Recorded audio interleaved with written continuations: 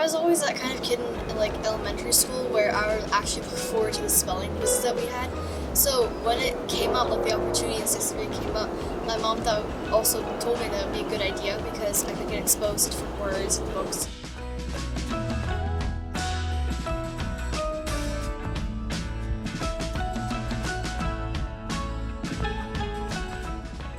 Before COVID, everything would be in person, so they would have the school spelling bee in person, and then whoever won would take a test, a written test to get into the States. And then if you won regionals, then you would go on to the top 50 spellers and compete in person to get to the top 10, and then the top 10 finals would be televised on ESPN in Washington, D.C.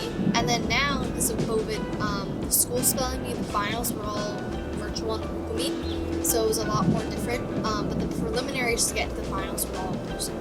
And then for regionals, it was also virtual, and since I won that, I'll be competing in like a Zoom Meet, like a Google Meet thing to, out of 50 spellers, will be reduced to 10 to 12 spellers, and then those will go into Florida. I was actually excited last year when I applied for different states. We couldn't end up doing it for COVID, so this year I was really excited that I got qualified for states again, but I was kind of sad because it was all held virtually. So I kind of like really missed like for school, and I had a school spelling bee in person last year. It was so much different, like the overall atmosphere, like everybody was on stage and walking, so I was nervous, but I kind of missed that. I did like a variety of things to study, so one of the most important things to me is reading. Like when I read challenging books, then I'll write down the harder words and like go back to study them later. And then also looking at the dictionary, like I'll look at the dictionary and look at some hard words and then kind of review and quiz myself on those. I'd say my favorite subject is ELA because I love reading and writing, and I also feel like it helps like a lot in the long run. Like as you grow older, like you use grammar and stuff, and so I think ELA is the one that helps most in life.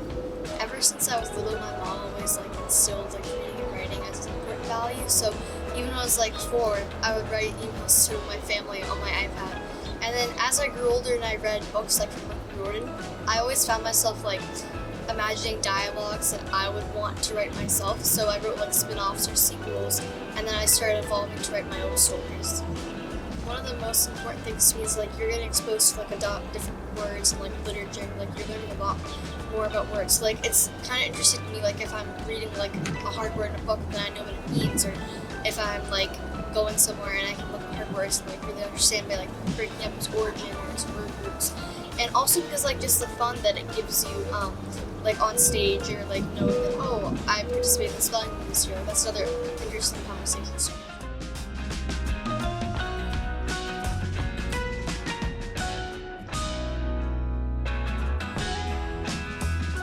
I just feel like this year was like a lot different and like crazy this year because we didn't know what was going to happen. So I was really happy that we were able to do it this year.